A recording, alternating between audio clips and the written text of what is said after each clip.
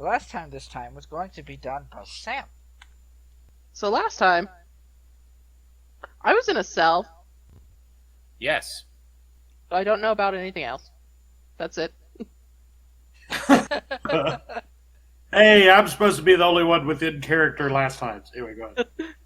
We waited 30 minutes for that recap, ladies and gentlemen.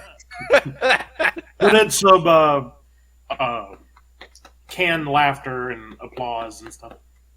And one random woo from an audience. Well, thanks for bearing with me, guys. You're fine.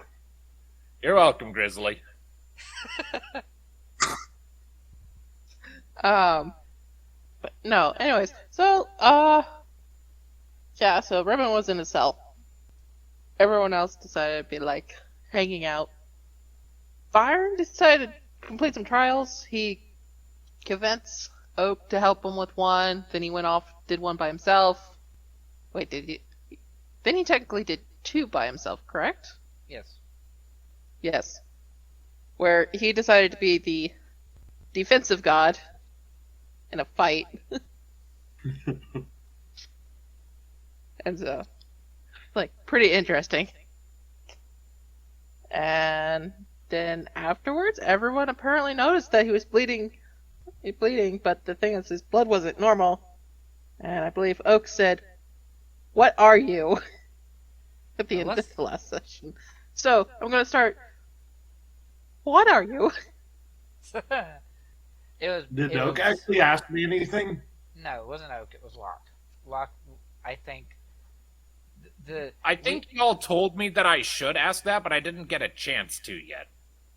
Yeah, because I think it should have been at the end of the recording.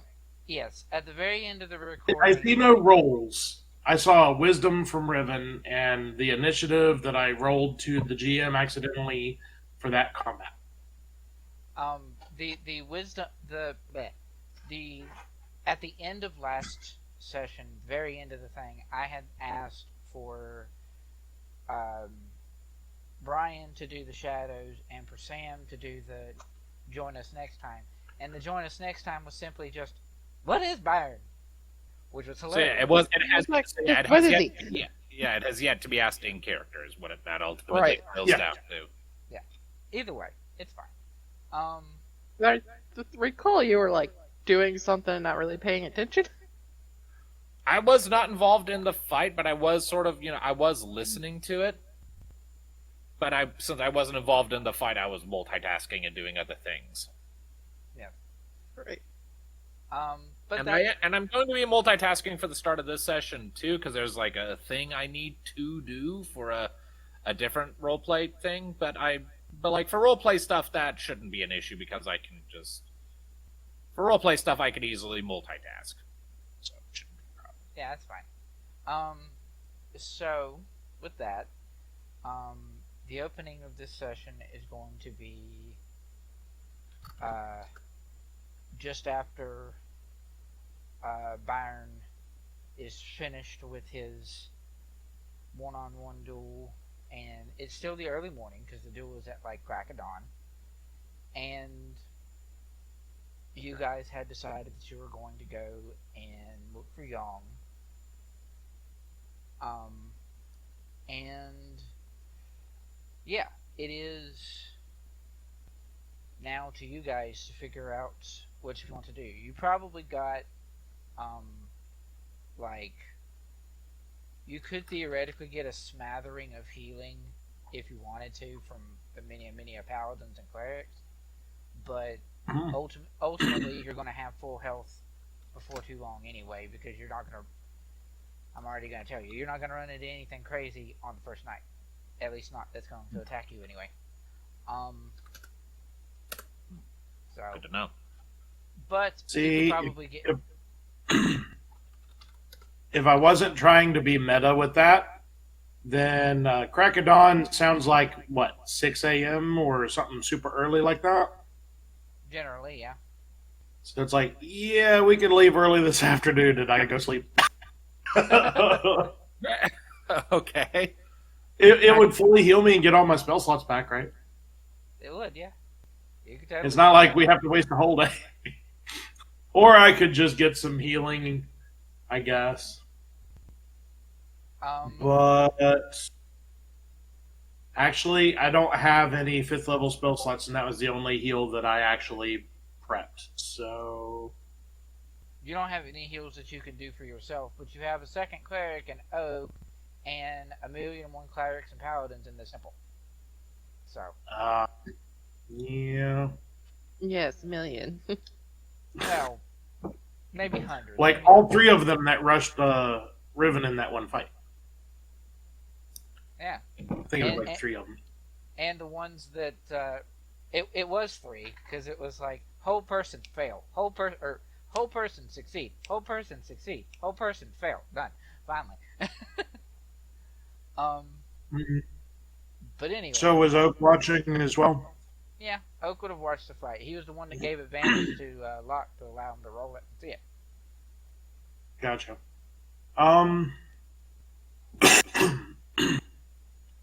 So I guess as I'm leaving the arena or whatever, I would say, so we can leave this afternoon so I can rest a little, right?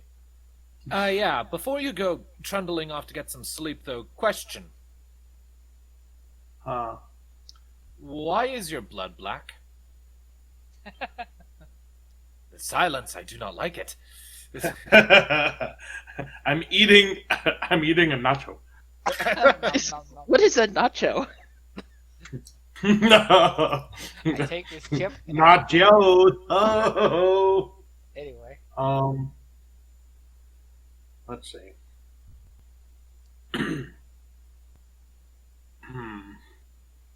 I myself am trying to think of what he would say. Oh, good.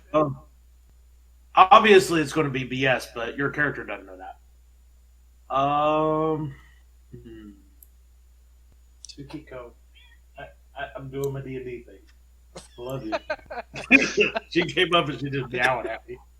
I heard. Distractions. That was very audible. Answer the question. It's like Locke asked me this very important question. I'm like, ooh, a kitty. And he's like, oh, I bet the kitty, and I walk away. I don't know the best BS to spend. Well, at this point, I'm just assuming that your character's just standing there staring at Locke while he's desperate, while he's like blue screen, like shit. What do I say? No. Okay, fine. What? Didn't really notice. Sometimes blood can be bright, and sometimes it can be tarry. What's the big deal? I'm gonna quirk an eyebrow at that, and I'm gonna pop an insight. Not that I imagine I need much to tell that's bullshit. I mean... For the GM, I hate that. I wish it was, like, more obvious. I will re-roll it. I hate it, but I will re-roll it. Okay, that's fine. So... While Locke has not heard of anything like this, Locke is also only 17 and hasn't really explored the world. So... I am on the other side of the fucking ocean and I've been to 3 continents. I beg your goddamn pardon. I mean... No, drop that argument immediately. That makes no sense. I've been places. Been places, and we have seen some weird shit. I fought a church!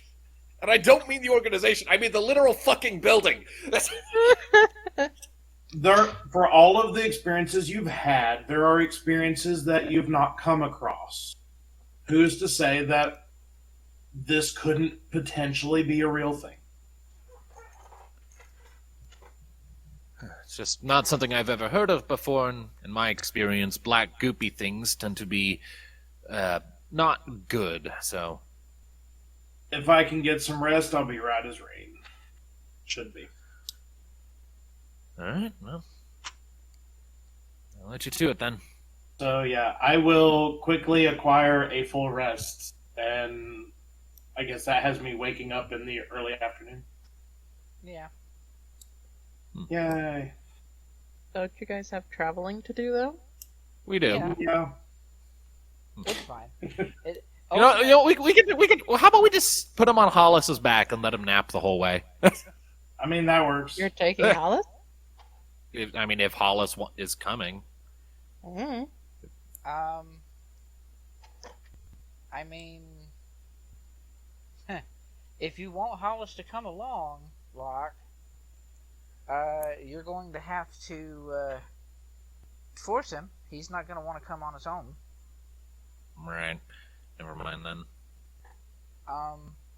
But I mean, you're also not super pushed for time. It was really early in the morning, and you said you were going to go and do travel stuff. So it does make sense for Byrn as a character to not know what can happen in the forest. So he's going to want to rest before he can do stuff. Broken idea of the century, right there. Don't even necessarily need the tent. You just need a blanket. I mean, this is true, but then, I'm actually at a full pillow library that's mobile. Oh, you mean that tent? Uh-huh. That The tent is tent only that he 5 decided feet. to rip up. That tent is also only 5 feet square, so You can tuck it behind you on a cart. it could easily sit in a cart. Full on magic mobile home. Go. You know what? That's not a bad idea. We should do that when we get back to Gradiriel.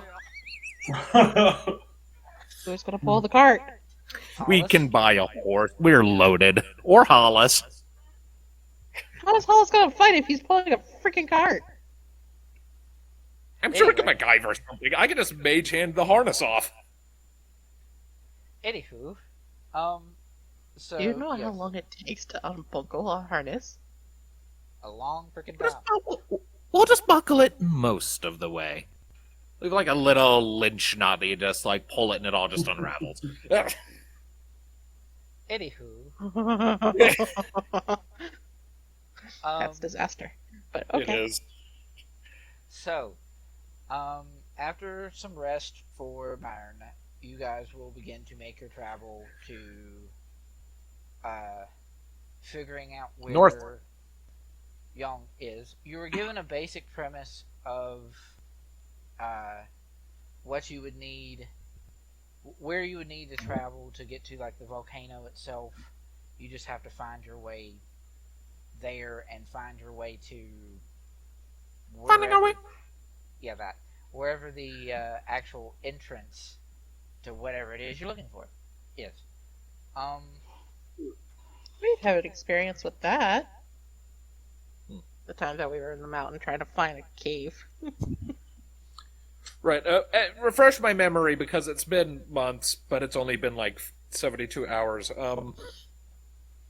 When I had my Vindsvept dream vision of Yong's prison and the area around it, weren't there ruins located in there, actual destroyed structures in the chamber? In the when you left, Yong was in an iron box. You got out of the Lead iron box. Or lead box, yes. You got out of the lead box with difficulty, and then found your way to a staircase that led up. As you went up, the staircase got warmer and warmer, and you found that at the top of the staircase you were in the bowels of a volcano. And looking around... Yeah, and I'm... Yes. And were there ruins in that chamber? Looking around in those bowels in that chamber that was obviously inside of a volcano, you found ruins of a temple of some kind. You just weren't able to really look at it to know what it was. All right. In that case, does this while Byrn is sleeping? I guess I'll have Locke go around. Does this place have the equivalent of a cartographer or a regional expert? At the temple itself, not really. Well, I mean, like, veteran people will probably be like, have more experience around the island, so they can probably try to tell you something. Yeah, you could Fair. ask around. I get. You might not find Yeah. a specifically cartographer, but Okay, yeah. Then I'll just ask around in general for any information on things like that, ruins up on the mountains around where the volcano is, or entrances to underground regions where such ruins might be found. It's a specific enough request. If anyone here knows it, hopefully that should give us a good direction. okay. So you can give me a gather information is no longer a skill. This is, I guess it would just be either a. Do you have? Does Locke have proficiency in persuasion? Yes, that's one of my best skills. Okay. We'll just count it as that. I think in most 5e things that I've seen when somebody's looking around for information, it was persuasion, and I've done that before, I believe. All right. So persuasion check then. Mm-hmm. 10. I see that.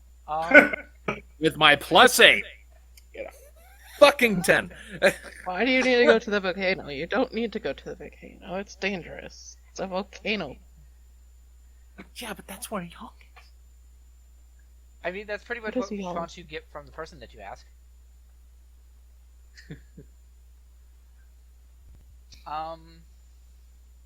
Yeah. You know the basic idea of where the volcano is. Because it's like center of the island, relatively north of where you are. So, following north through the forest, you're going to eventually make it to the volcano. But Just hunting blind then? Find high ground if possible and look for anything that matches what we're looking for? That's all I can think of. because we can go north. What you were seeing was in the actual volcano, right?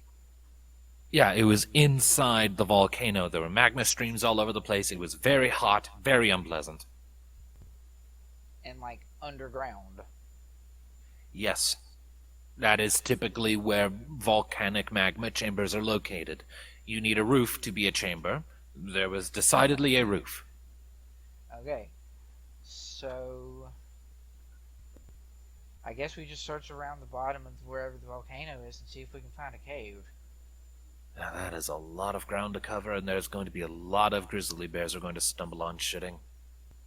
Why bears? That's oddly specific. Because the saying goes, does a bear shit in the woods? Ah. Yeah. Um. They do, by the way. Right, of course. I mean, I would know that. I'm a nature cleric. Anyway. I should fucking hope you know that. So, yeah, this is going to be a situation of somebody's going to be heading the travel to make your way north. Make a boy. Yes.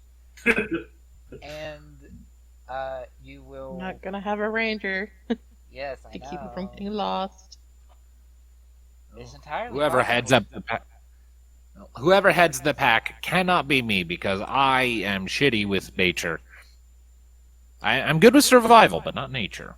It is survival to make sure you don't get lost. So. Hold up, 1 second. I'll be right back. And I have snoring father behind me that is snoring loudly. My brain is just like, meh. I do not hear it snoring. Well, it's not snoring, it's like sing snoring, if that's a thing. Mumbling and humming. It's annoying. Anyway. So, yes. I think as quickly and haphazard as it was, the chat with Locke was effective. I'm back. So, Byron will wake up and you will begin your trek north? Question mark. Who actually of the three has the best survival? -6. Minus. Mine is 6. Oh, I was going to say, my condolences. No. I only have penalties in strength. My athletics is a -2. -4. Okay, so I know who's hemming the Hemming? or not hemming, manning the Ernest? manning the survival check. That would technically be Oak. Wait, it's What survival. does he have? Survival's wisdom. Yes, survival's wisdom. Oh, He would- enhanced ability. You wouldn't need to use that spell to do that. He'd have that if you guys were all working together anyway. Oh, fine, whatever. Save your spell. Boop.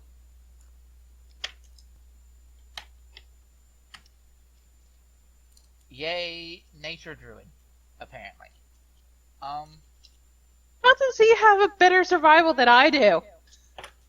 Because He's a nature druid, naturally. or not nature druid. He's nature cleric. Oh wait, no, he's a wisdom-based thing. Of course, it's Yes, wisdom-based class. precisely. So with Oak running the show, basically, to make sure you guys don't get lost, you guys are going to slowly but surely be making your way. Yes, that. Yes. Be making your way to the north direction. And it is going to be a couple days of travel at least to try to find your way, especially considering that you left a little bit later due to Byrn resting for a while. Thank you. Does anyone have anything they want to chat about along the way? Betwixt the two of you, three of you. Locke's got nothing. Nah. Okay. So, you will be in the forest. You will set up a tent for the night, for at least your first day of travel. You normally, the way that we would do the watches is it would be like three watch times, first, middle, and last, into the morning, and it was usually with more than one person. But now there's only three of you. So, how precisely are you wanting to do watches in the night? I guess just have each person take one watch. Mm-hmm. Sure. Fuck it, Locke takes first watch. Just get it out of the way. I mean, he is the one that would have the hardest time sleeping. That too. I guess I can take the final watch. Doesn't matter. Okay. Alright. So, having, done that, as you guys are going to be, like, setting up camp, and like, bedding down for the night, Locke, you're going to notice that Oak sort of looks off to the side, away from camp, and just seems to be watching something briefly. Oh no, he's being charmed. Maybe. And then, having seen that, or having looked that way and looked away from everyone for a minute, Oak will sort of like tap. He'll glance at Locke and like tap at his head. What's up? I just saw something weird. Do your mind thing. Awakened mind. Yeah, that. What's up? So, I just saw a unicorn. Oh, really? Huh. Those are uncommon, I take it. I mean, no one else reacted to it, right? I mean, I'm given to understand they're stealthy creatures, so... Is this something we should be concerned about? Well, I mean, not really, I don't guess, because it wasn't, like, hostile. It just, like, walked by. So... I don't know. I'll keep my eyes open. It's my job. I'm on watch. Yeah. Good luck having watch for the first night. You haven't really done that. You usually go in the middle. So Okay. was Oak the only one that saw the unicorn? Yeah. And Oak and Locke are the only people that know about this. Technically, yes.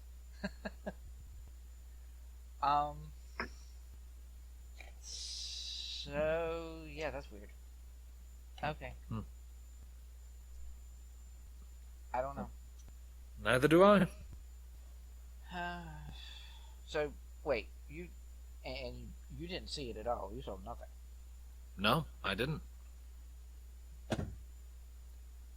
Byrn didn't react, and I also didn't want to say anything to him specifically because I don't know what he's got going on. So, so, you will set up watches for the night, and we can do perception checks from all three of the peoples. Yay! Okay, let's see what I get. That was not how I... No. Okay, I need to re-roll it because that just fell out of my hands before I actually got to roll it. And then just went and disappeared among my other dice. You can roll it on screen, it's fine. Everybody else does. Natural 1. Okay. I trusted you! Get rid of the dice. You have to use digital ones now. No! Yes. So It needs to go to dice jail, okay? No. I think it's just being angry at me because I haven't pulled it out in over a year. It's like my favorite dice set, so... There we go. Now I'm giving it attention, now it's giving me good numbers. I have to pause it to the floor again. Anyway. So, Locke sees nothing. Oak got a 19, and Byrn got a 17. What is order? When does Byrn want to do his watch? Locke was first. Does he want to be second or last? He said Is my last, mic I believe. muted? Yeah, last. Okay. So NPC goes second. Yep. And other than hearing the sounds of animals that aren't exactly known to him, the animals here seem strange. Oak's not got much of anything because nothing came around you, so you're pretty good on that front. Byrn, you would hear the sounds of animals as well. But you're not like a nature person to know much difference in like flora and fauna. Because I don't think Byrn has... I think the difference on that. I would probably know the difference between flora and fauna. I may not know much about them, but That's what I meant. Yes. Shush. So yeah, you guys have a peaceful night, other than the random weird unicorn thing, and you will continue making your way north with Oak rolling yet again survival to make sure that nothing goes wrong. Yay! Okay. So, you guys will make your way onwards. Nothing of really importance is going on. Byrn, quit running around. And you will see that the forest does start to get a little bit more sparse as you're nearing the more mountainous and like actual full-on volcano type areas. Granted, it hasn't erupted or done anything in eons, but you are getting much closer to where you would need to be, and you're keeping your direction pretty good, at least as confidently as Oak could be, anyway. And you will do one more night of watches. So another quick perception check. And Byrn is last, we said? Yes. Yes.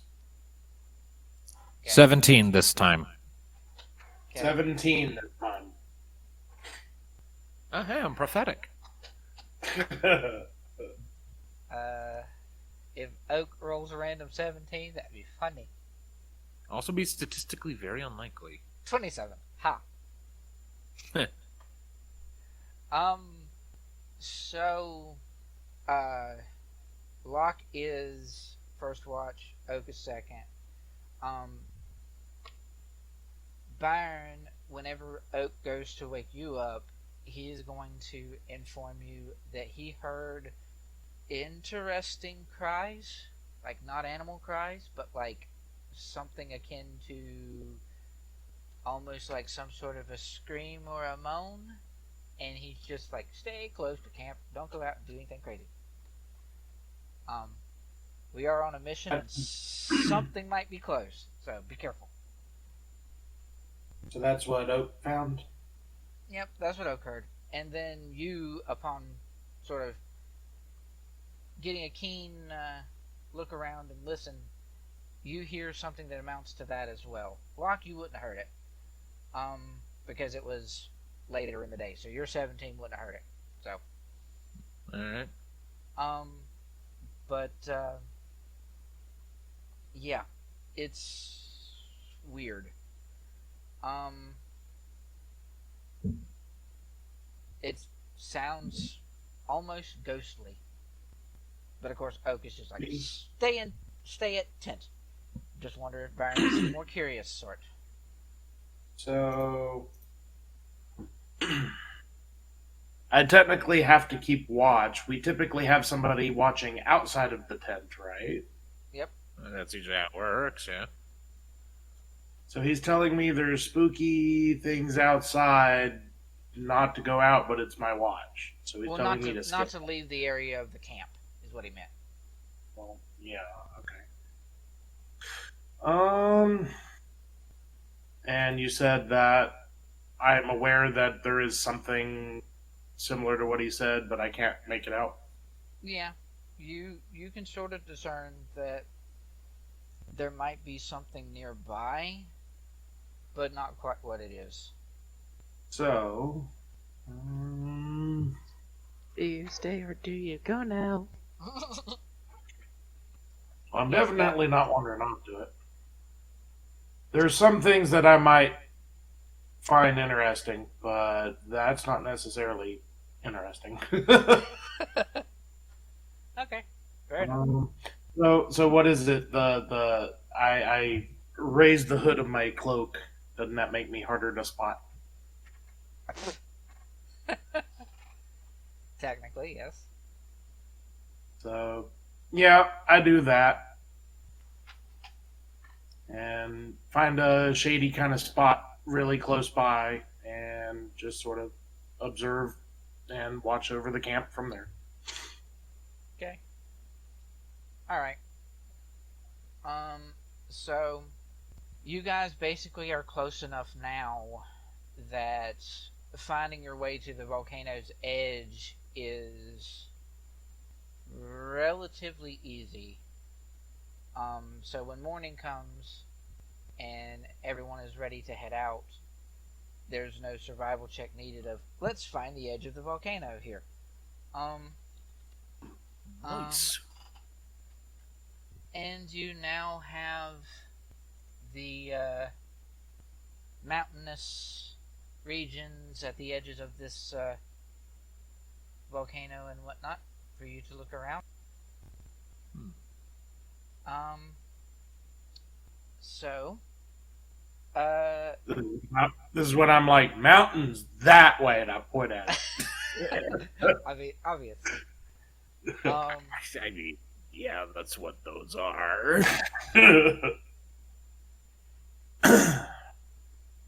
And yeah. Admittedly, while the elements of these icons that I have on the map are technically trees or like bushes, some for y'all's purposes it is like a mix of trees and bushes. So like this cluster of up here is more bush than tree, because otherwise it'd just be like a big massive tree right there that is weirdly shaped. But it is brush and trees sort of thinning down, and then you have mountains. How do you guys want to go about trying to search for a cave? Oh, we obviously need to avoid the tree folk that is this giant oversized tree right here. I said it was not a tree, it's a bush. Okay. I mean, I'm not really sure how specific we can get. I guess just pick through and see if we can find anything that resembles a gap or a cave entrance. Like, I'm not sure what you're wanting from us here. There's only so much we can say about we look for a cave. Right. You can't really get much more. It's kind of hard to work with that. Yeah. Is it like perception or investigation kind of thing? It would be, yeah. Perception, investigation, mostly investigation. Assuming that, well, you can do perception or investigation, whichever one you want to use. Exactly the same for me. 11 either way. Sure, let's use my worst one. How bad could it be? A 15. Yeah. So you're going to with a 15, Byrn. You're going to find something interesting. Okay. Buried in and amongst this tree bush, as you refer to it, is a very strange, almost statue of some kind.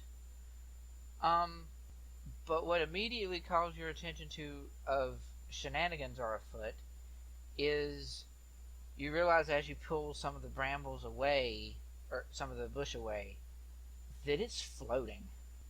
It's like a floating statue hiding in the bushes. Hiding amongst the old brambles and bush that grew around it. Yep. Does the statue betray any sort of like deity or anything specific? Roll religion. You are a cleric. 7. That's not good at religion. What does it look like? A person? Does it look like an animal? Does it look like a symbol? It's rather large in form, and while you are looking at the one you are looking at is not glowing, even though this image is. It looks like that. Okay, zoomed out as I was, my first thought was, is that a Pokemon? I'm tweaking. Mm-hmm. So I noticed this and nobody else did. You're the only one that rolled investigation, so technically yes. I rolled investigation, but I got an 11. But yeah, no, you didn't see it. I guess Byrn will call out, Locke, there's a strange floating statue hiding in and around all this bramble. That sounds like the direction of the adventure. Let's have a look. I'm examining it. Okay. You can go ahead and make a roll for that, assuming you didn't do that already. I have not. What am I rolling? Examining it. Investigation. Investigation. All right. +1. 17. Oh, nice. So, with a little help from Byrn to sort of point it out and Oak to sort of get the brambles and things out of the way, you will find a very odd looking like arcane looking glyph that currently is not really, doesn't seem to be doing anything other than providing levitation, if this thing is floating like it is. So there's a levitation rune, and this thing is just hovering here. The Romeo Arcana. 15. Okay, so you know at least a decent enough bit about arcane runes with that 15 that there's something else here. The rune is not completely active, and while it is seeming to provide some form of levitation to the structure, there's something else that it's doing. You just don't necessarily know what it is, because this looks like a blend of two magic glyphs. The obvious one would be levitation, but there's something else here. Well, for one thing, I'm going to activate my magic eyes and go detect magic. Okay. Let's see. Let me double check my levitate spell counts as probably as an enchantment. No, transmutation. Okay. Now now the question is, what's the other one? Because it's gonna have the obvious elements of cool. So it's going to have transmutation aura about it, which you know that transmutation would be associated with the levitate spell. Okay. I'm gonna look at this thing. Does have it resembles some manner of creature, judging by the token. Yes, it does. Okay. At the point, and it's a sculpture. You said. Mm-hmm. I'm going to look at the point on the sculpture where on its anatomy there would be joints, like where elbows bend or knees bend or what have you, and look, is it just sheer stone, or does it look like there's actually consideration made for it to be able to move? Is there an action figure elbow socket thing going on? Are you going to discern that by way of trying to touch it, or are you just going to? I am not touching it. I am looking at it. Make it sure. I'm 17. I'm not stupid. Not that stupid. So this is when I wish Riven was here, and it's like, I'm gonna whack it anyway. So it is. You're dealing with the smart party here. I know, right? So it does seem to have an anatomy to it that would be able to maybe swing or move. It is very solid, and you would also imagine probably very heavy, but it's floating. So, whatever this thing is, I get the impression it has the capacity to move, so try not to touch it. In its token, its legs appear to be hooking around to something. Is that a big-ass axe, or is it a key, or what is it this thing is holding? You rolled pretty good investigation when you were looking it over, as did Byrn. It looks like it's a key. Huh. Alright. I will look around. Are there any signs of, like, a keyhole in the area? Other than his fingers. Roll perception to look around. 12. Nope. Actually, Oak will look around with you. Roll it again. Okay. 12. Okay. Yeah. In your immediate vicinity, you don't really see much in the way of like a keyhole or something of the sort. Is it like a material key or some sort of ruined magical key? The structure at the bottom of the structure, that is the what's sort of floating off the ground. It looks like it is in the shape of an actual key, as in like a key to a door. It is shaped like that at the bottom. Okay.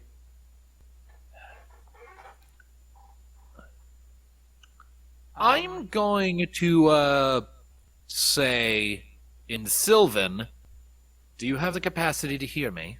Interesting. So Because this feels like the kind of esoteric bullshit forest elves would pull off to guard their shit. What? Sylvan is for like high elves and crap. Yeah, it's like posh. It's the kind of esoteric bullshit posh elves would do, is what I meant to say.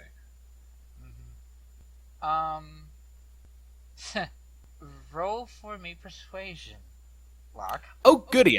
I'm good at that one.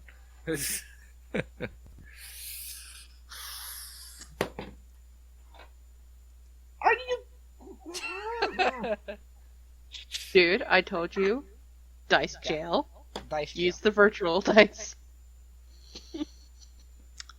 Natural 1 with bonuses. It's 9. Okay. So, yeah. This is an alternate means to get to the same situation. You will hear a like metallic groan, and it will begin the creature, the structure statue will begin to glow and then shift up and move. Yay. I will take a cautious step back. Let's see. I need not that. You can go away now. We can all go away now. Not you. Get back over there. Get back here. There it is. There we go. Oh, it's red. I pissed it off. Great. You did. Yes. Initiative. Shit. Shit. I knew my Sylvan is so damn rusty. I haven't spoken to that language in so long. Is my excuse. Yeah. So the creature statue thing will start to hover and float and, well, be upright. And it is now hovering and, like, I'm going to say, Locke said something in Sylvan and perhaps took a step back. And then initiatives and then Byrn. You can choose to what you can do here. Because this creature now appears to be hostile. I regret everything!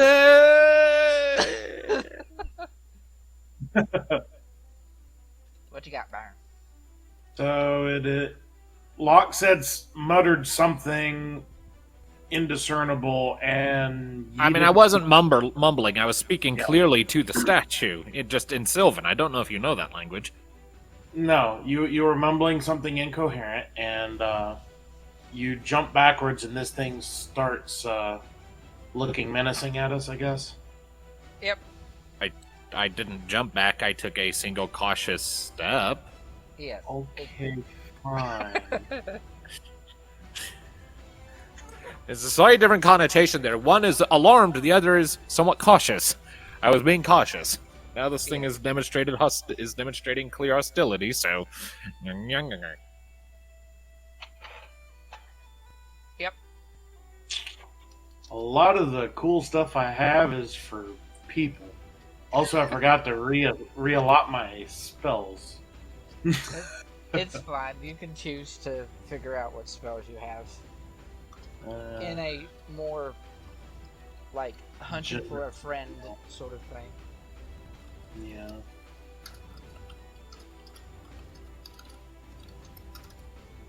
Well, this is to read it for me. Okay.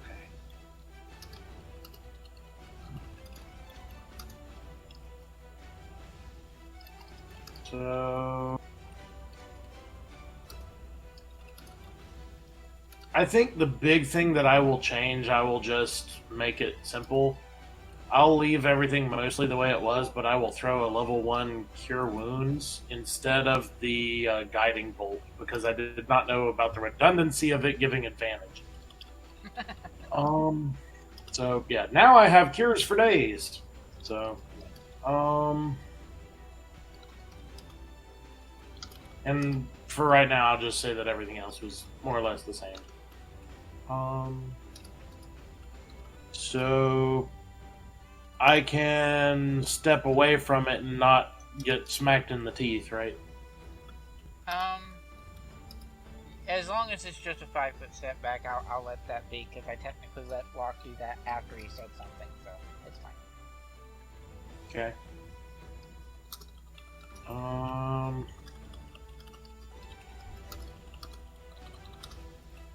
So, sure.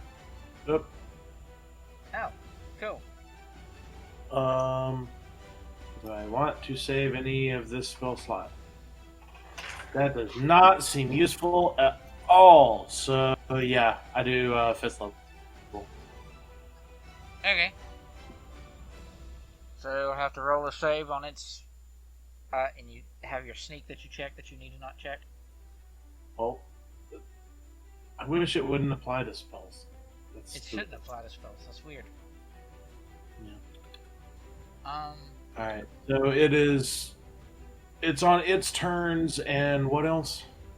Wisdom save on its turn, or take damage. I'm assuming... The first time on a turn, or if it starts its turn there. So I guess it's still on its turn regardless. Yeah. Okay, so... Yeah, I guess that's what I do. So... Then we are going to go to Oak, and,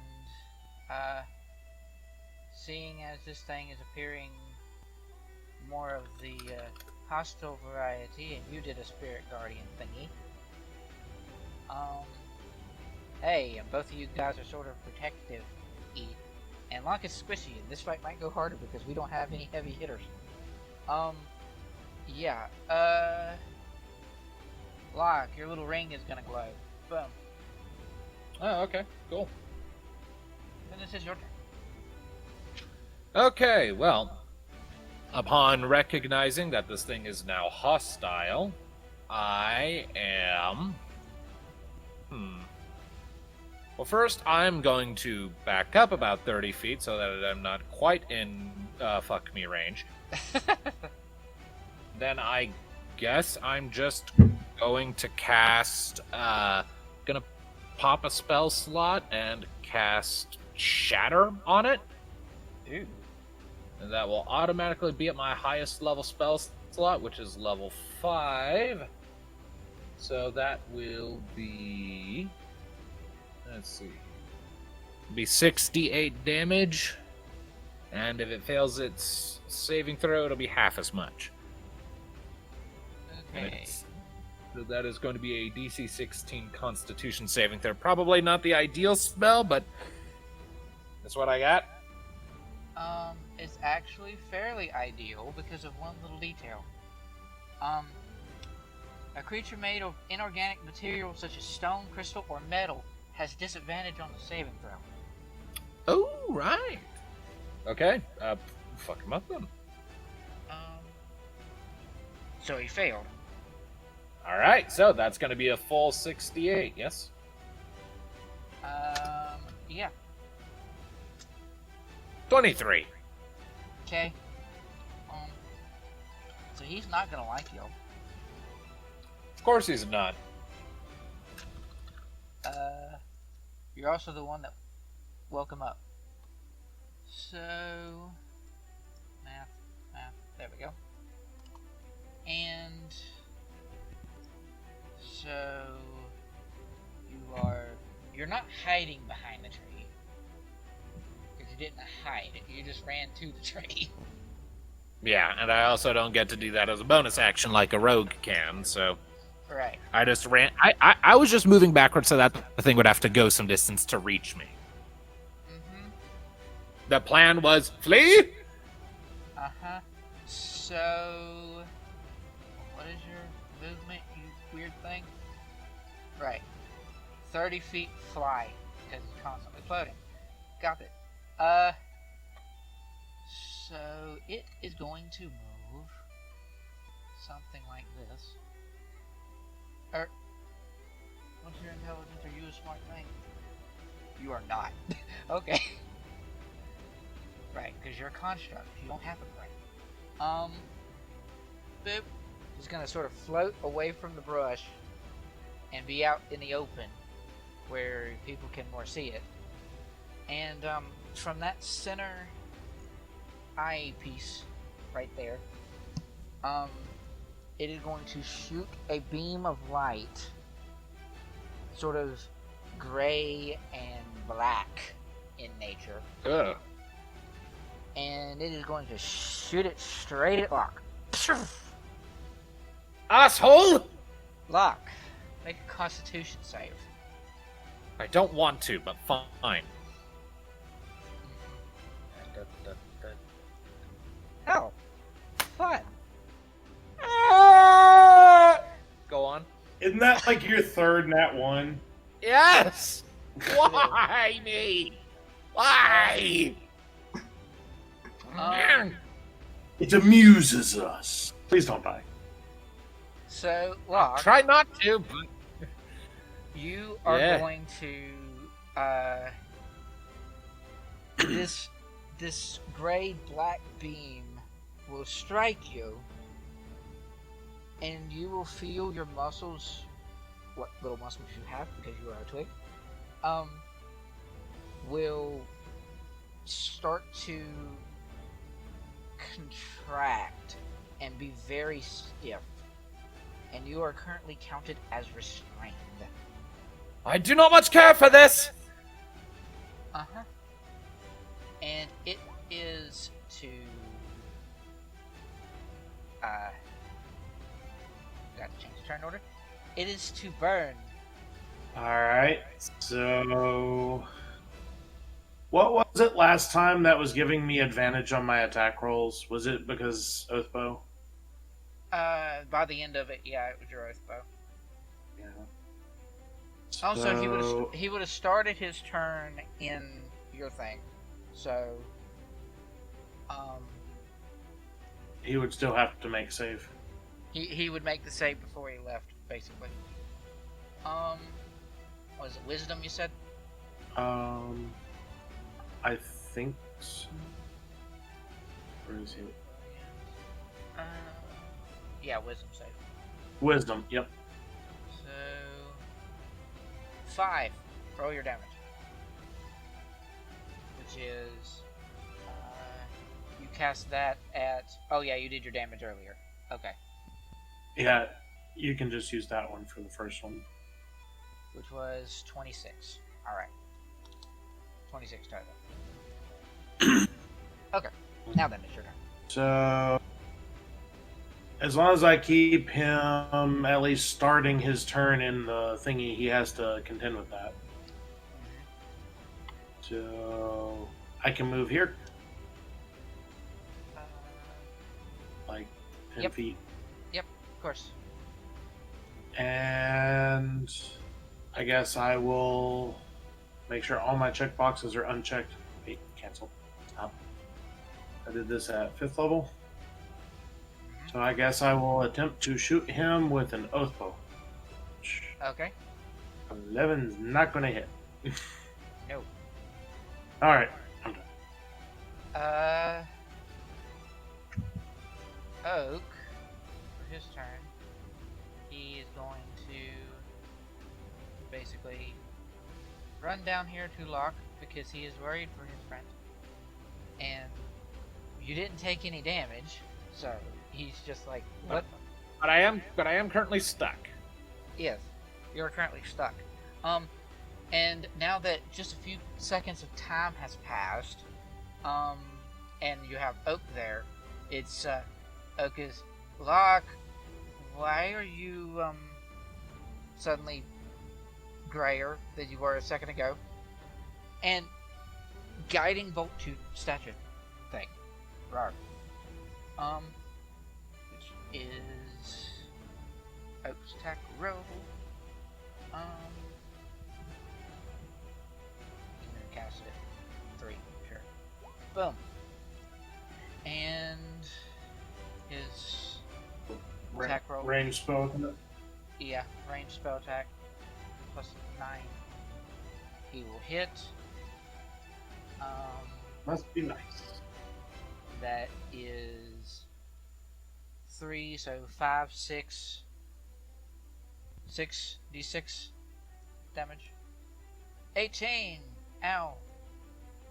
And then the next attack on it has advantage. Because, thing. Locke. Am I still held, or can I do things? You are still counted as restrained. You can do your turn as long as you don't have to actually... Like, anything, any kind of attack you do, even a spell, would be at disadvantage because you are currently restrained. I am going to, Yep. I'm going to glance at Oak, be like, well, I'm kind of held in place right now. And I am going to pump another spell slot for another cast of Shatter. Okay. Shatter is not an attack roll, so it doesn't get the benefit of advantage, which means that Byrn has it when his turn comes around. Yay. And an 8 is definitely a fail. Yay, so another 68.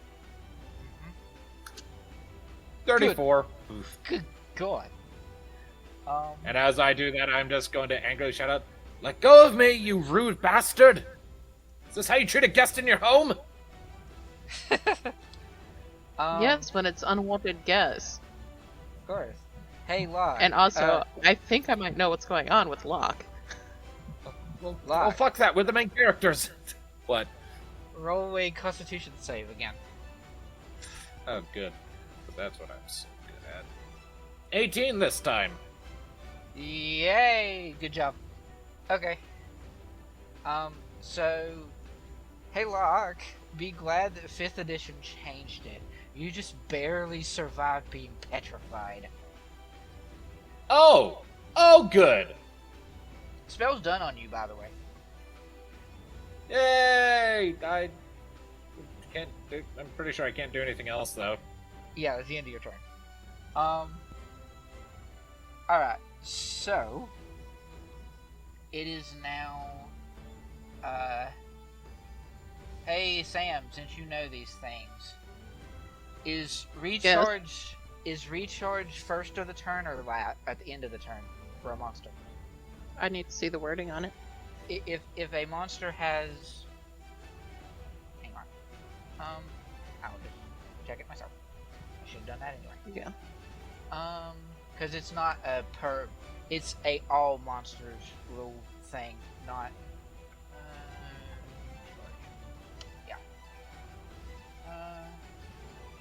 Oh, you Does it have like a set number? Yes. Like 5 to 6? Yes. You got to... I think you gotta roll something in order to see whether you get it back or not. At the start of at the start of the monster's turn. Gotcha. Okay. Yeah. That's what I was looking for. I knew what it was rolled and what it is. I just had to determine when it happens. That's the part I didn't know. So roll. Nope, not what I wanted. But it's fine because it rolled it. Roll 1d6. There we go. That's what I wanted. Okay. So, no, he does not get it. Cool. Wisdom save from Byrn. Roll your damage on your thingy. 10. Okay. Ooh. Hey, Locke, you can have your dice back. Oh, yeah? Oh, wow. I rolled a 1, a 1, and a 2 on my 3d8. That is decidedly unfortunate. Okay. He doesn't get his recharge on his thing. And you have these little guardian thingies around you, so he's gonna float over here and smack a Byrn. Don't do that. Oh. So... yeah.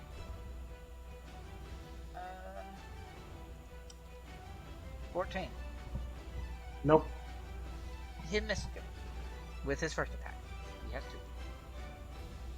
15. Nope. Okay, he missed. It is now Byrn. You know when you realize that you popped your highest level spell for the wrong spirit spell?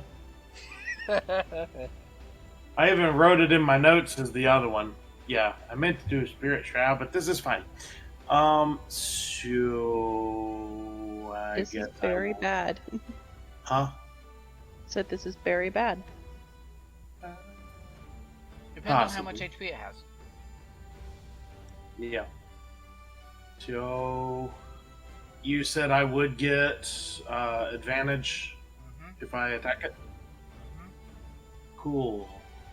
So I will back up 5 foot and attack it with my oath bow. 22 to hit.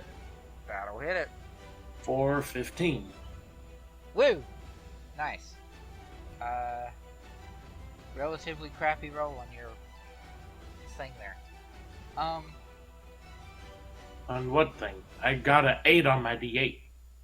The base damage was max. Yeah, but you're it's fine. So you hit it for 15. Yeah. And your oath bow is magical, so that's not a problem. Okay. It is now to Oak, and Oak will see that, like, when you shrug off the petrify Locke, you just sort of, how does Locke push away all of the gray statue stuff? Does he shake, or does he just sort of will it away, or how you want that to look? I think, like, just for a second, Locke just kind of, like, instead of turning gray, just kind of turns slick black with ink that just kind of washes it all off and then pools at his feet, leaving him dry. That's cool. I'll take that, yes.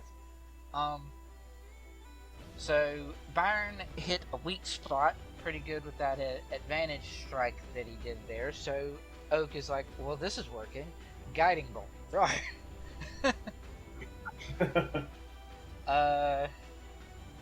Okay. What was it? He's only doing it at a lower level this time, so 4d6. Okay. Wow, crappy roll. Okie dokie. Locke, it's your turn. You can move! Okay. Yay. Okay, so how fucked is this thing looking? Oh, it's not doing so hot. Nope. Alright, I'm going to attempt to shatter it again. You've chipped it in quite a few places. Alright, pumping my last Warlock spell slot for one more cast of Shatter. Okay. He has disadvantage. 13. 28. Oof. So yeah. You are going to do precisely what the spell says. Hey, Byrn, since you're relatively close, make a dexterity save for me. Uh-oh. Okay. Dex save. Dex save, yes. 17. Cool. So, Locke, you will cast Shatter on this creature, and you will effectively shatter it, blowing it to smithereens. And Woohoo! Locke, you will shatter it, and Byrn's just like, yep, as the shrapnel and crap goes flying every which direction. And Locke will proceed to do a little fist bump like, ha-ha! Nice! Take that, dick! That was potentially really dangerous, but that was fun. Yeah, potentially really dangerous, and I assume we just kind of trivialized it. I didn't know. It actually only has. It's a relatively lower tier monster for having such a powerful thing. It's technically categorized as a challenge rating 9, so it's not that difficult. It just happens to have a really fancy spell magic effect thing, petrifying ray. That's what it hit me with. Mm-hmm. So, had you failed your Constitution save the second time, you would have been petrified. Good to know. Which, the only way to get out of petrify is a greater restoration spell. You have 2 clerics that can do it, which would trivialize that a little bit, but that's a high level spell slot and a turn to bring you back. Indeed. Not to mention, you rolled a Constitution save of 18 that second time. The DC was 17.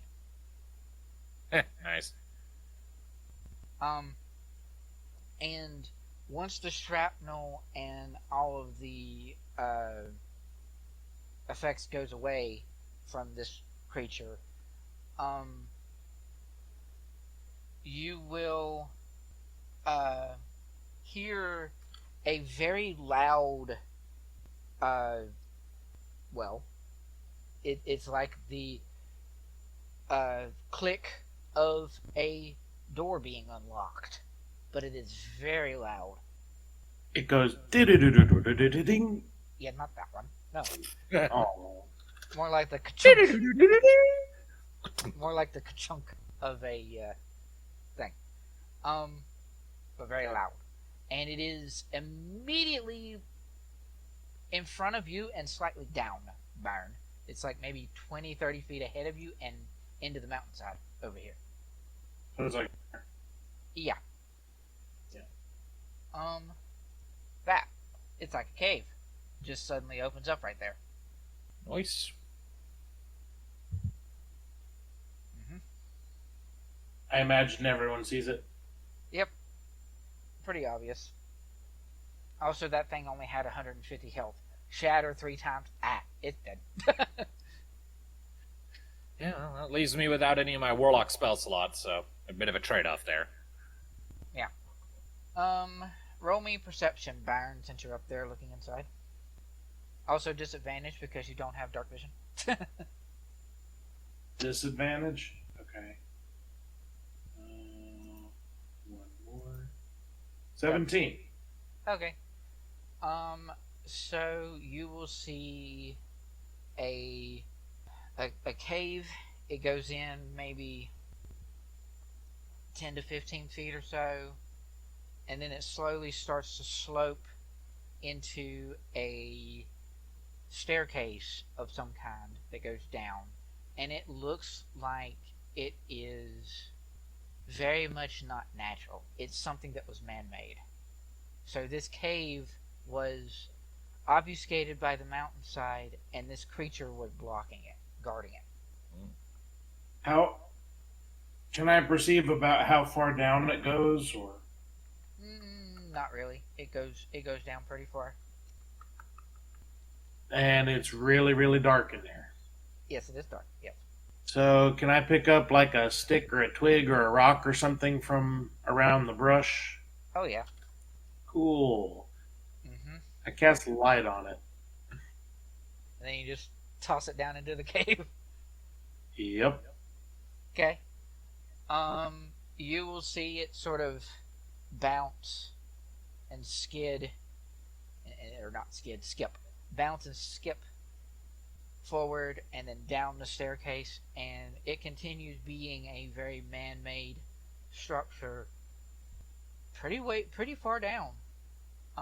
It starts to go deep into the underground of the cave there. Meanwhile, Oak is over here with Locke, like, are you okay? Yeah, I am fine. A little stiff, but I'm alright. Okay, good. I look down at the puddle of ink at my feet, like, weird. Never get used to that just sloughing off me like that. Well, at least you're okay. Yeah. Silver blessings. Byrn, what'd you find over there? Some sort of man-made descent in this opening in the mountainside. Oh. Pretty deep, pretty dark. Alright. Shall we be about seeing what's down there, then? Do there appear to be, like, ladders or ropes or anything to descend with? Or just, like, chasm? It is man-made stone staircase to go down. Like, it is a structure into the side of this mountainside that is exceedingly built to be... A person can easily walk down this way and go and do things. It's just it was hidden. Gotcha. So it looks to be fairly dark and relatively safe-ish, at least as far as from a perspective of like a dangerous descent. It's not a dangerous descent at all. It's just a descent into the unknown. And about how far down did my lit up twig go? Yep. Probably good. It sort of bounced its way into a 20-30 feet thing, and then it got out of your view of the... Like, you're looking in the doorway to the cave, and it sort of went down and forward, and then disappeared from view. Okay. So, Locke already said, shall we? So, sure. Okay. Alright. So, we are decidedly lacking a tank, so who is taking point? Who has the most hit points? Let me phrase it another way. That is technically Byrn. Yeah. I can go first. Alright. You sort of go in and go down, and then you pick up your little rock that you cast light on earlier. Yep. So she can see. Because the only person who has dark vision in this party right now is Locke. I feel so special. Right? Also, being a cantrip that doesn't require concentration, I could theoretically cast light on another pebble and give it to Oak, couldn't I? Theoretically, yes. Why? So you will sort of make your descent and make your way down. And Locke, you will very quickly, with the help of dark vision and light and everything else, you'll notice that this structure and staircase is exceedingly similar to the one that you traveled when you left Yong's box. I think we're in the right place, at least. After I hand Oak a glowing pebble, I turn to Locke. Would you like one as well? No thanks, I can see in the dark. Wait, hold on a second. Byrn's an elf too, isn't he? That's what he appears to be. Half elf. Gonna give Byrn a sidelong look. Curious that you can't. It's like just a thing our people can do. Riven was right about him. Something's weird with him. Now, dark vision you can see, but you can't see color, correct? Yes. So, yeah, I prefer seeing in color when possible. I mean, fair enough, but like, is that just a thing you can turn off? I tried to turn off my dark vision. No. Like, wait a second. Is this a bodily function I wasn't made aware of? Now? Hey, Locke, roll You know what Constitution check. Or, yeah, Constitution check. Constitution? Yes. For realsies? Yes. Okay, is this just me giving myself an aneurysm trying to turn off my eyes? 9. Yes. I mean, not an aneurysm. It's just yeah, nothing. You can still see the same way. You're fine. Huh. Either way, just if we start hearing noises, consider turning those lights out, shall you? We don't want to give away our position to anything hostile. You can always drop it in a pocket. True. What the fuck are you? I'm your friend. That was Anyway, out of character. All right. That was Brian asking, "What the fuck are you?" Not Locke. Mm-hmm. I mean, I can tell you if it's bothering. No. Leave it a mystery. Okay. I have my suspicions, but I have no suspicions, but I know you are not what you seem. Yeah. I mean, that's Like obvious. I'm pretty sure a toddler could tell them like, "You're not natural." All right. yeah. So- And the fact is that he's hiding this from a party that To we be need fair, to trust. he hasn't known us very long yet, We've traveled for weeks on a boat. Come on. and most of that time was spent with everyone just kind of sticking to themselves because we are a bunch of fucking introverts. Fine. Yeah. I can guarantee you, if I was rocking Luvina right now, she would have made Byrn spill the beans simply out of blind curiosity, and if I was playing Scarlet, she would have made him spill the beans simply because, okay, dipshit, what the fuck? If you're gonna be traveling with us, I need to know this shit. But Locke's like, no, as long as he isn't a threat, I see no reason to pry at his bullshit. Mm-hmm. It's all about the characters. So, Oak Is there a Byron, map of this descent? not What of was the that? descent itself, but once you get to a more flat area that opens up and has a little bit of light from the fact that it has freaking magma. Yay. Magma! Boop. New map? Uh-huh. We Okay, I'll are look in a second. somewhere. I Found am it there. drawing a thing, so. Oh no, the wall has ribs. That's the staircase you walk down. It's fine. Okay, I'm happy now. I was like, find an orb, attack it, get out before it sinks. Anyway. Okay, so. I look around this chamber, and I try to see if I can spot where I was last time I was here.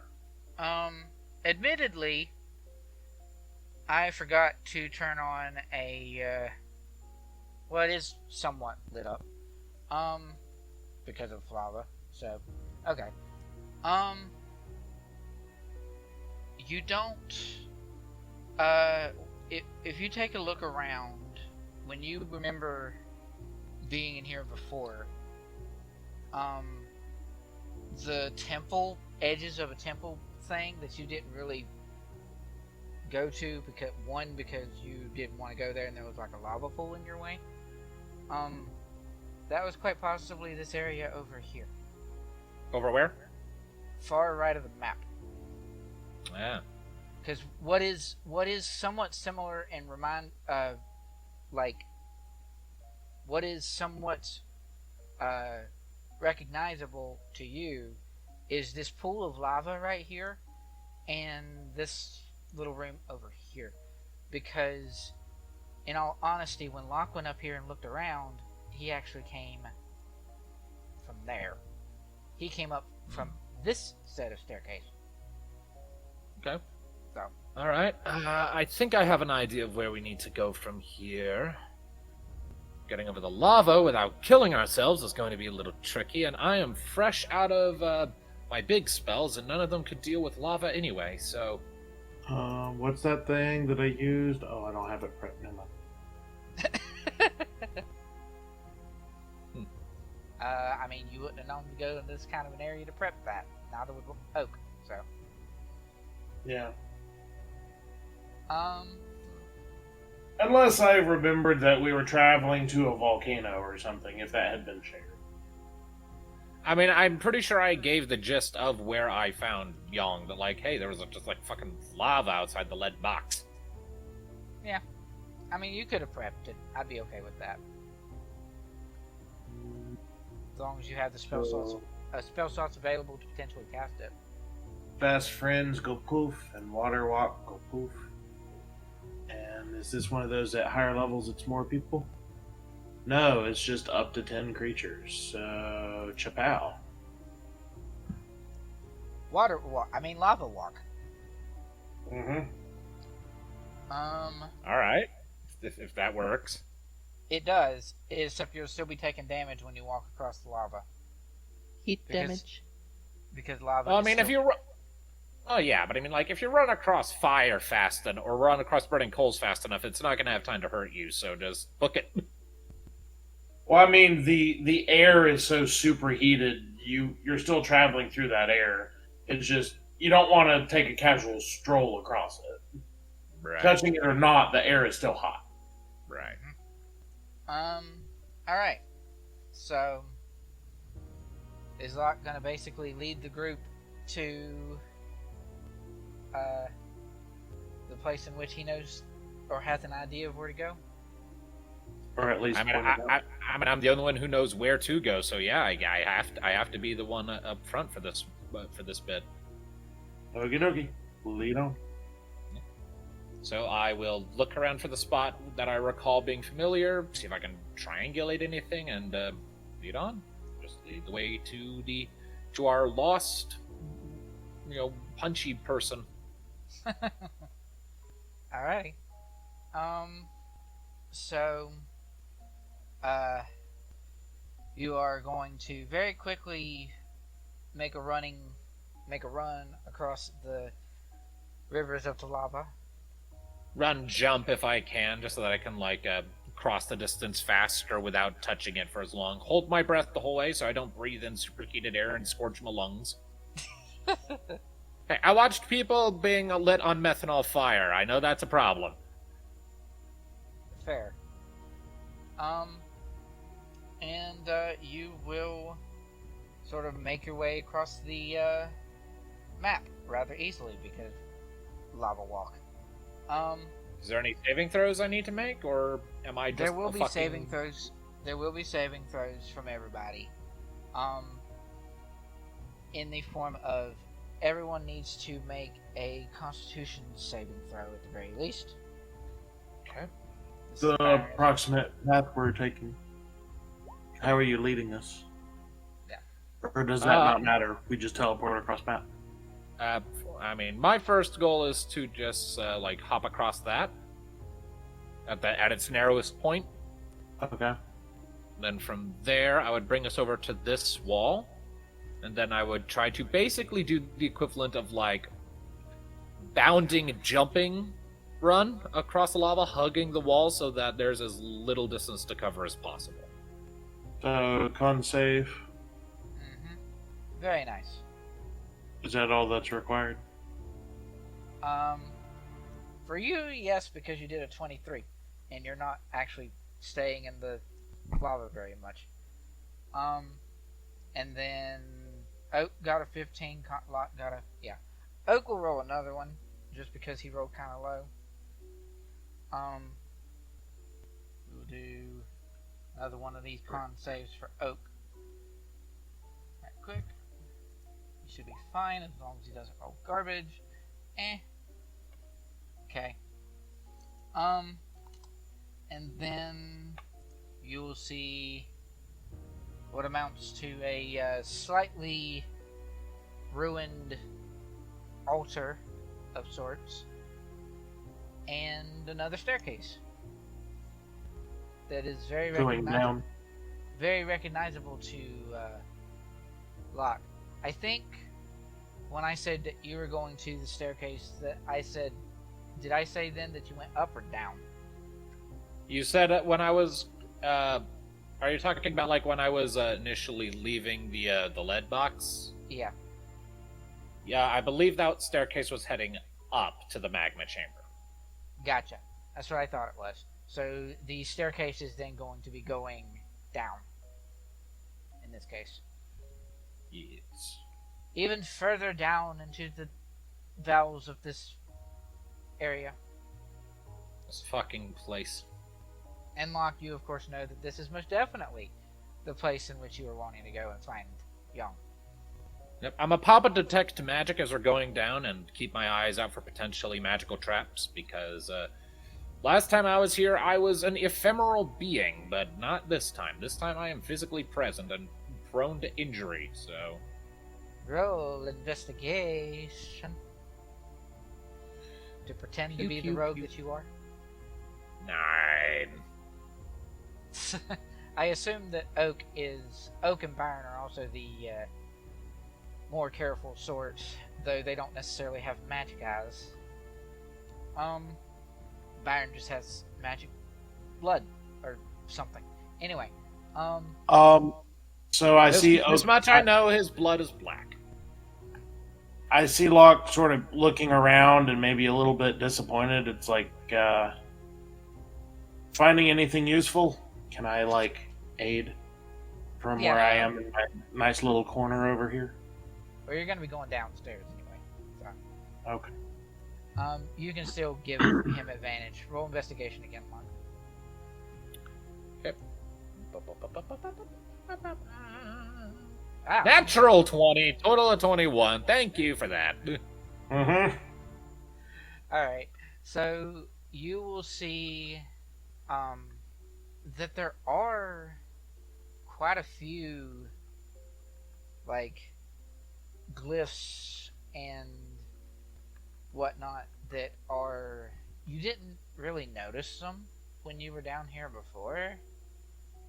Also, you were more focused on going up and trying to figure out what was going on when you were here before. And you know, where the fuck here was. Mm-hmm. That was the whole point of that mission, was to figure out where the fuck Yong was. Yeah, so you're going to see a few runic carvings and magic carvings. Well, not carvings, but like glyphs, similar to the one that you saw on the creature outside. And you will, none of them are really active and seem to be doing anything, but they're there, and you will see them. Alright, and I do still have detect magic up, so if any of them start glowing, I'll notice. Yep. And it has Don't insult them in Sylvan. the magic of the traps and things aren't really doing anything as of the moment. And eventually, with everyone leading you on, or with you leading everyone on, you will make your way to lead box. Boop. Yeah. It is sort of I heard often a boop. it's I don't have it on the map, but it's fine. Okay. I was waiting for the result of boop. No. You will find your way to said lead box, and with your detect magic eyes and whatnot, you will see the same, like, magic rune that was across the lead box when you walked out of it before. And it is the very same lead box that you saw before. Alright. This is the place. I will gonna detect magic on the box. Doing that, you will get a couple things. You will get a I suppose it would be probably adoration and evocation from the runes across the doorway. Evocation, that tells me explosive trap if fucked with. Uh-huh. And adjuration is protection. Block. So, yeah. Is this... Don't touch anything, Oak. It's probably going to explode if the wrong person touches it. It's got some pretty potent enchantments going. Alright. Is it possible to hear through lead? I have absolutely no idea. How thick is it? I am going to assume... That is a good question. How thick was it when I was walking through it before? It was fairly solid for you to sort of walk through before, so it's pretty thick. Well, it's not thin, certainly. For point of reference, if you were to meld with stone, you can hear, but it's like disadvantage. Yeah. I was assuming that there was going to be like disadvantage if Yong tried to roll something to hear you guys outside. Of course, Yong's been in the box for a while now and probably is very keenly trying to be aware of whether or not anyone's around, thanks to Locke being there before. I'm as a point of order, I assume I reclaimed my black book after the axes were dealt with because, well, it was in Riven's. Really... It was in Riven's gear, and you probably went and got it whenever you got the bag of holding. Yeah, so I'll have my... So I have access to some cantrips that I didn't have before, so I'm not going to touch the box. But let's see here. I will... Let's see here. I will use thaumaturgy on myself, and I will shout at the lead box, Yong, if you can hear me, knock on the door as hard as you can, please. Or on the wall, or something. Sure, She let knocked, anyone and who's then living in the cave know that you're there. Yeah, Anyone. it's like all these baddies show up, and it's like, oh great, you're here. Can you help us get this open? So, thaumaturgy yell at box. There is going to be a brief bit where there's nothing, and then pounding on the inside of the box. Alright, good. That's progress. Alright, so how do we get this sucker open without triggering the trap and getting us all killed? Good question. I'm very open to suggestions here. Looking to see what my spells are. I do actually have this. What does this say? Is there anything funky about lead and magic interacting? Yes. I mean, the main thing is that like magic can't pass through lead for some reason. So you can't dimension door inside of a lead box? Nope. Generally speaking, no. Plus, I think the dimension door, you have to know where you're going. Inside there. She knocks in at least 3 unrelated locations, and I triangulate approximately how hollow the inside is. I mean, if it wasn't lead, that would be the easiest thing. Poof in, hi! Poof out with person willing. So it's trapped with some sort of runes. Yep. So we melt the runes off by pushing the block into the lava. What? Yeah, No. Is that a reference to something that I don't understand? No, it's not. No, but in obviously removing the runes in the lava, there would also be a very hot metal box with someone inside punching. Although, if you had a means to potentially try to use the lava to get rid of the runes somehow. Without triggering them. Without triggering them. It's like, singe the red rune, not the blue rune. Reference to bomb defusing. I don't really think I have anything magical that's useful. Hey. What you got, Peanut Yes. Gallery? Nope. I know the answer to this. But then I'm a pigeon. Well, I mean, if it's an idea. She Okay, wouldn't I will say technically be- this. Mhm. What are your classes? Warlock, cleric. Okay. Then there's a spell that you all have in common. I do not know dispel magic. A cleric and I mean- warlock spell that has something in common? Now, let's see. I mean, I have minor illusion. Yeah. I have eldritch blast. Locke I have said it. I have Oh, minor illusion, eldritch blast, thaumaturgy, firebolt, message, mage hand, toll the dead. I have some sorcerer spells: infestation, acid splash, booming blade, mind sliver, dissonant whispers, charm person, detect magic, Tasha's hideous, unseen servant, witch bolt. I have unseen servant. The first spell that you said was the one that you didn't have, dispel magic. Clerics have access to it. Bards have access to it too. Dispel magic. I don't have it prepared. But I do have unseen servant. Oh yes, have the servant go poke at the thing. I mean, theoretically, if you trigger a magic trap, it'll have to be rearmed before it can go off again, right? true. So we have the unseen servant blow himself up. No skin off my back. It's just a magic manifestation. It doesn't have feelings. It doesn't care. And I haven't summoned, what was his name? Toby? In ages. So.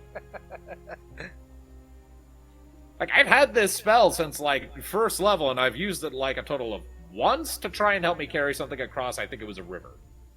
Does he have stats? An unseen servant, I believe, does have stats. Let me just perform the boop here. Let's hear. Unseen servant. This spell creates an invisible, mindless, shapeless force that performs simple tasks at your command until the spell ends. The servant springs into existence in an unoccupied space on the ground within range.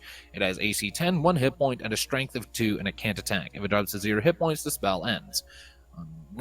Once on each of my turns as a bonus action, I can mentally command the servant to move up to 15 feet and interact with an object. The servant can perform simple tasks that a human servant can do, such as fetching things, cleaning, mending, folding clothes, lighting fires, serving food, and pouring wine. Once you give the command, the servant performs the task to the best of its ability until it completes the task, then waits for your next command. If you commanded the servant to perform a task that would move it more than 60 feet away from you, the spell ends. So you send it over there and you're like, pick one, erase. Pick a rune, erase. I mean, you could do that. That's an interesting idea. Do you What want do to we think? have Do we Locke wanna- do that? Do we want to try it? Sure. All right. Then I suggest we stand 59 and a half feet away from it, though. Right, yes, let's clear back a bit. And then I will drop one of my sorcery spell slots to summon my unseen servant. Because I am out of warlock spell slots. And once my formless servant has appeared, I will direct him to head towards one of the runes that I noted as being evocation and just start scratching it. Okay. And for the rest of us, I'll say, okay, if we have any spells that can protect us from big-ass explosions, erect it. Just in case. Okay. So, you will see your unseen servant go over to the... Well, you can't see it. It's unseen. Really? Explain how that works. Right. The unseen servant will go over... What was his name? Toby? I think. Mm-hmm. Whatever it was. Unseen servant will go over, mess with the rune. You guys are how far away? 59 feet away, conveniently. Yeah, 59 feet, as far away as we can get without using the spell. Okay. So, here's what will happen.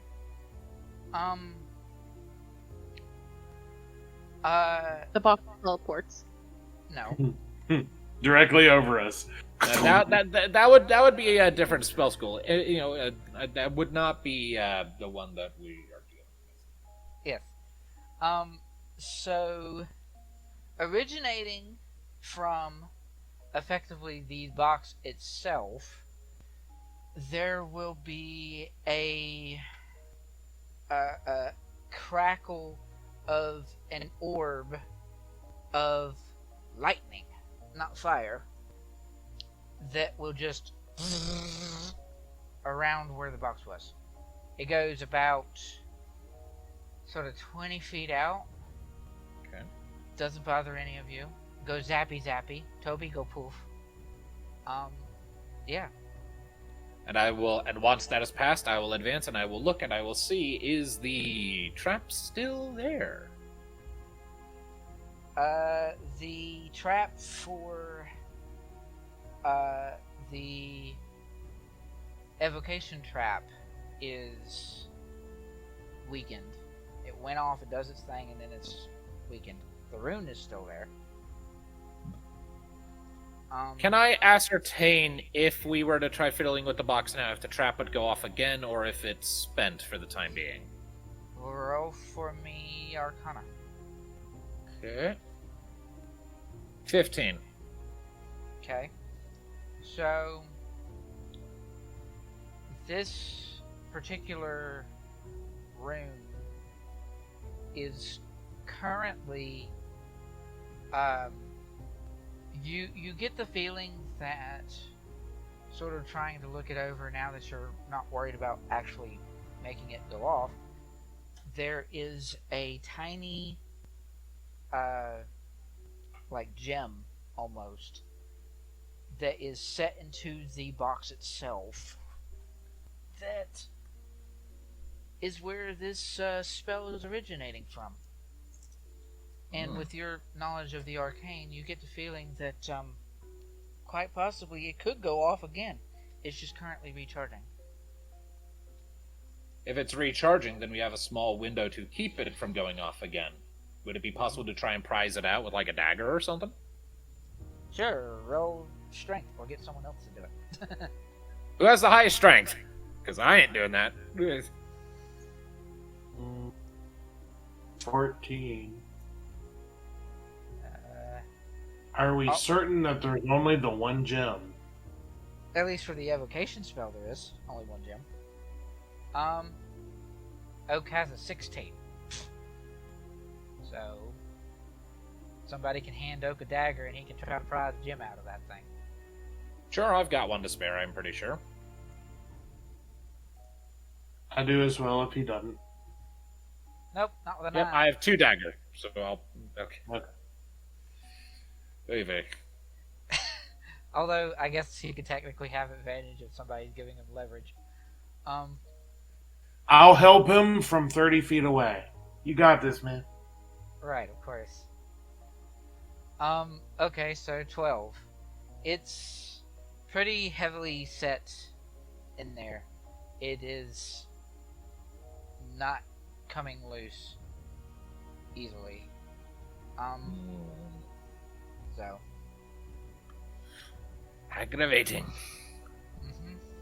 But it's not doing anything currently. So you could probably try to mess with the rune for the adjuration spell and not have to worry about something going off. Alright. Abjuration. Remind me what that spell school does again? Protection. Ah, okay. I have one more sorcerer spell slot if we think we can afford for me to send my servant to scratch that one and see what happens. You could try to see what your unseen servant does by way of that. Yes. Yes, Sure, Sam. yeah. Precisely that. Good job, Sam. Okay, yeah, I guess we'll do my unseen servant trick again and see what happens. Yep. So, unseen servant goes over. He will scratch out rune. Nothing happens that you can see. Okay. I'll pop my detect magic spell again. See if that changes what I can see. You are now taking a closer look at the box with your magic-y eyes, and you will see that there is a it wasn't an illusion based thing, it was like a force field based thing that was preventing you from noticing where the doorway would potentially open on this side. And now you have it. Now you can see the doorway. Ah. Is there a handle? I remember there being like a hand thing. There is a hand thing, yes. But there is no handle. There is or is not a handle now? It is No. not a handle. No. No handle. Okay.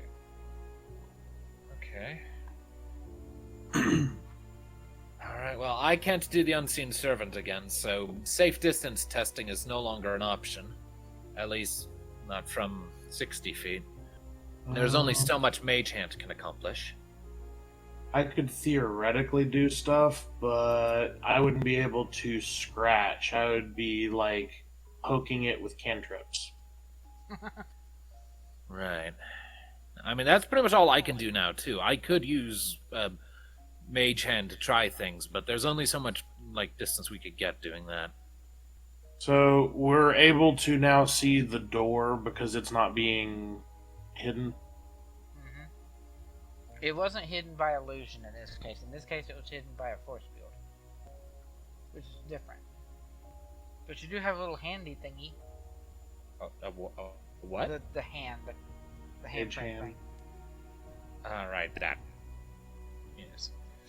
Put your hand to it and say "Open Sesame." That. Alright, well, you know, I vote let's try a thing. Let's move back 30 feet, the range of Mage Hand. And let's just see what happens if we try to do Mage Hand on that. Okay. It might go well, it might just evoke another explosion. Either way, won't know until we try. Smack it. Okay. So you'll place your hand So yeah, on the little handprint thing with Mage Hand. yes. Okay. And there is a somewhat brief, like spark, like a zap of some kind, but the door will open. Yay! It would have hurt you if you would have tried to do it with your actual hand, Clever but it bastard. also would have opened had you done it with your actual hand. Alright. Either way, so door open. Yep. And Yong is just stumbled outside. Rush into her side. Oh, hey, easy. Gotcha. You okay? Finally, something that's not the air of in there. Ugh. Yeah, how the hell did you not suffocate? You were in there for months. You know what? No, fuck it, never mind. I don't care. Magic. I don't know either, but it still sucked. Ah, I bet.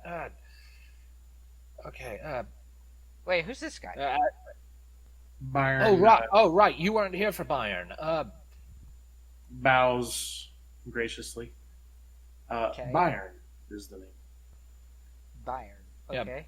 Yeah, Byrn's a creepy dude that we encountered back on Gradiriel before we came to get you. He's scarily good with magic that makes people do things, and he's good with illusions too. He's been helping us out. He didn't appear as creepy. It just recently he started becoming more creepy. I mean, he's always been kind of creepy because right out the gate we were getting weird vibes from him. I mean, mysterious doesn't have to be creepy. Riven got weird vibes from him more than anything. Yeah, Riven is like, I don't like you. You are weird. I Right. don't know what you are. I'm mysterious, but I'm also charismatic. So for everyone other than Riven, I'm probably not. Well, I don't know. You saw me bleed black. Yeah,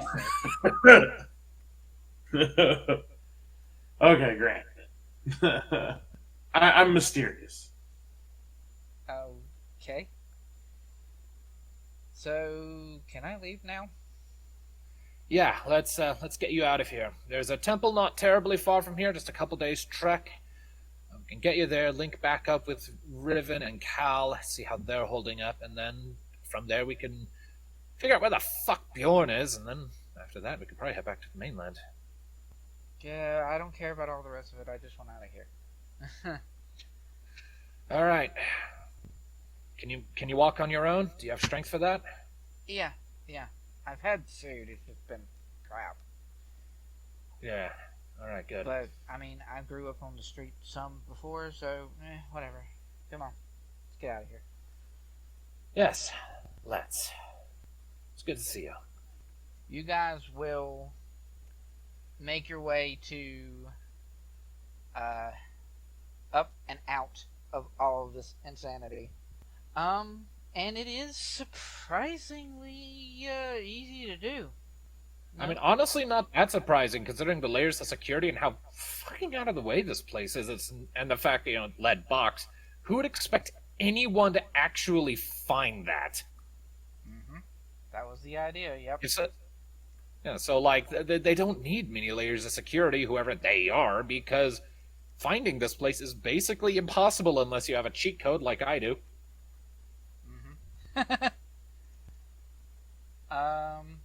Because let's be real here, that's basically what Vindsvept is. Vindsvept is cheat code. So immediately upon getting to normal ground with like grass and trees and outside air, Yong is just like,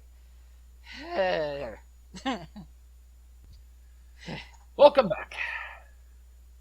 Does Yong kaflump? Yes, she does. So, yeah. She is... I am so glad to be able to rest somewhere that is actually not in there. What time of day is it right now? You had probably found this area and encountered the creature in about the mid-afternoon or so, since you came and started a little later. So at this point it's probably getting close to nighttime-ish.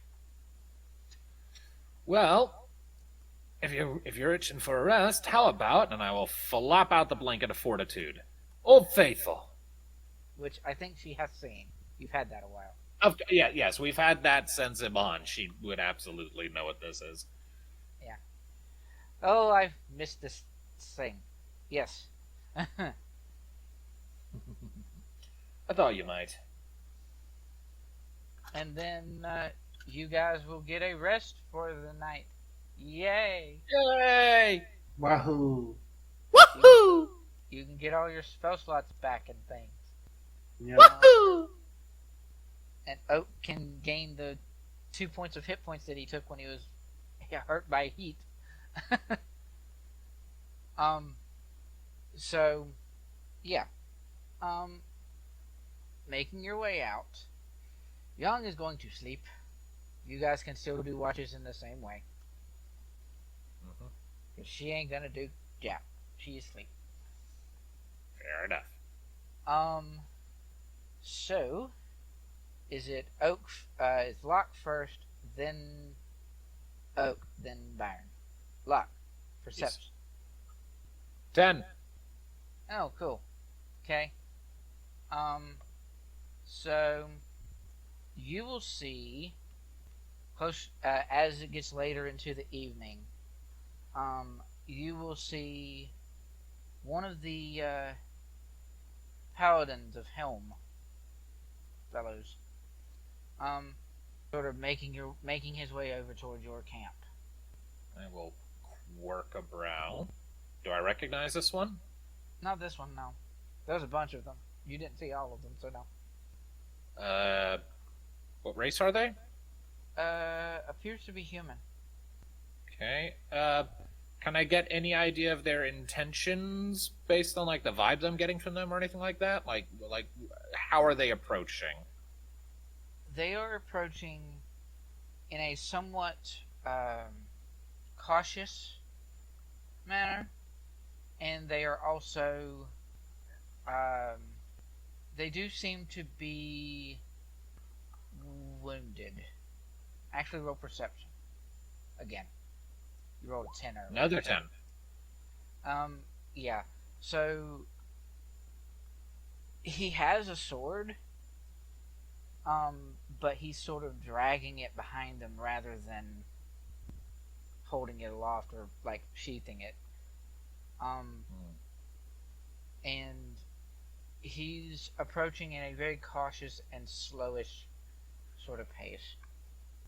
I will lift a hand towards him in greeting, and I will, in rapid succession, awaken mine to the others. Got a paladin on approach. Looks wounded, but all the same, tricks can happen. I'll just send that message to each member of the group, one by one, awaken mine in rapid succession. That somebody's outside. Paladin's outside. That appears wounded. Yeah, then we got someone approaching who appears wounded, but all the same, exercise caution. So he will approach you, Locke. What's a child doing out here all alone? Child? Oh, I know you're not talking about me. I mean, Mark 17. As you come, he comes closer. You do see that he is human and probably in his late 50s. He's very old. And he is wounded, yes? Mm-hmm. You see that he has a like a deep gash, perhaps a bite that's in the upper part of his like in his forearms. The forearm that's sort of dragging the sword along has got this massive bite in it. Well, at a stand, I could ask you what you're doing so far away from your temple. I'm lost. I can't find it. Did you try turning south? And as I say that, I'm rolling insight. Because I immediately don't trust this. 17. 17. Okay. So,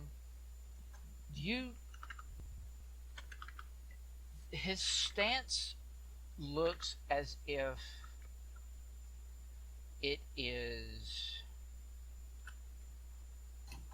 off. There is definitely something off. More so than just the fact that he's out here all by himself. He's carrying himself slow, but rather strong for someone who is so old. Despite the fact that he's got a bite in his arm that's made his sword arm crap currently. Byrn will sort of peek out of the tent. Oak will as well. Did you message Yong to wake her up too? Yes, I messaged everyone in the magical TARDIS tent. Okay. Yeah. Oh. That tent is much bigger than it looks. Everyone will sort of take a peek out of the tent, and take a look around and see this sort of wounded fellow. I'll ask Locke, should I wake up everyone else too?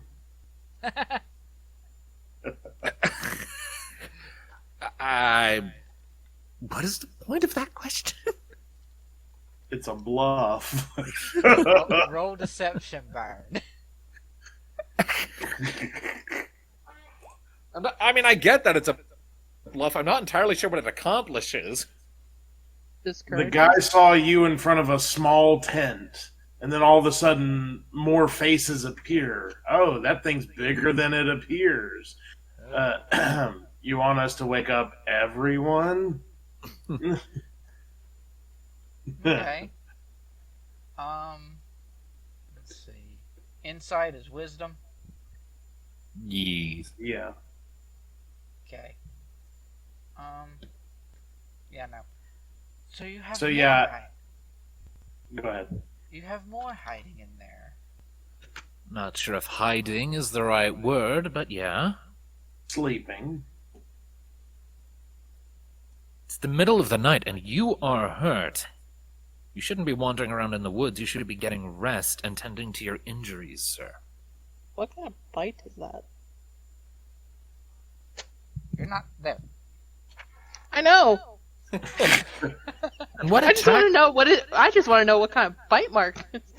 And what attacked you anyway? That looks pretty bad. Oh, a massive beast of a creature. It's terrifying. Why are you talking like that? So, I want everyone to make a wisdom saving throw for me. Oh, good. At least I am good at those. 20. Okay. Hallelujah. Byrn is a 10. I can wisdom the broadside of a barn. Actually, recheck your traits, Byrn. I think you have a thing. Yes. I do.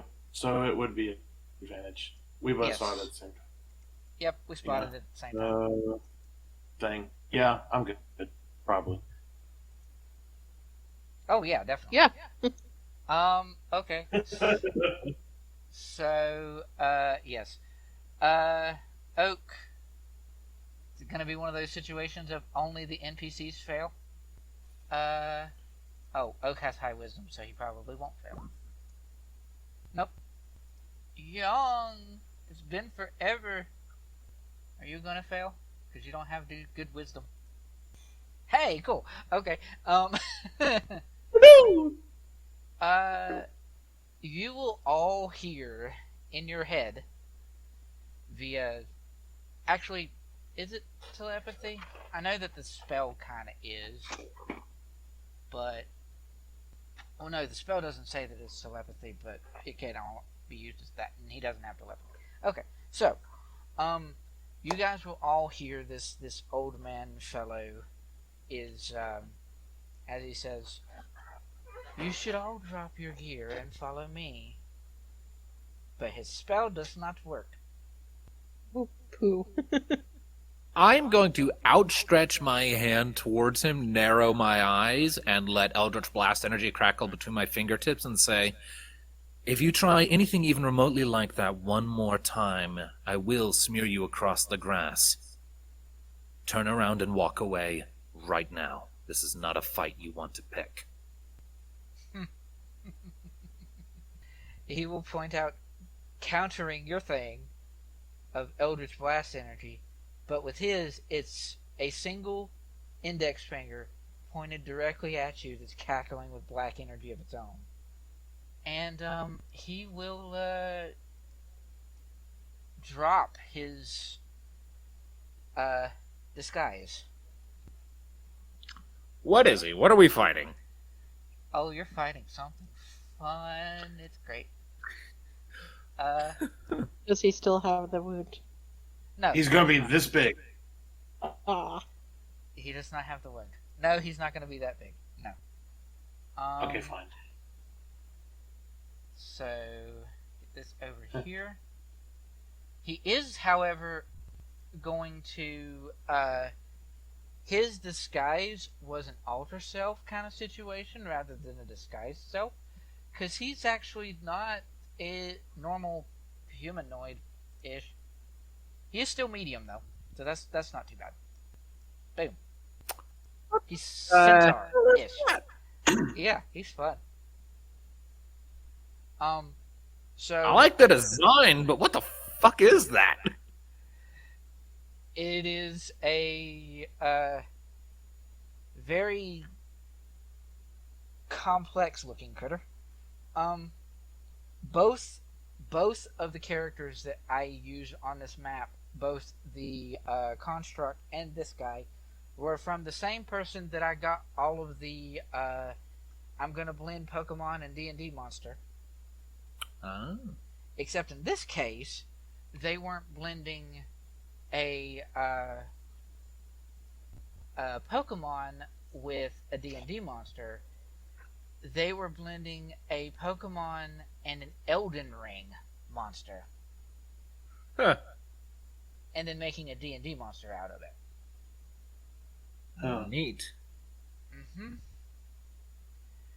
So, in this particular case, this thing has the name of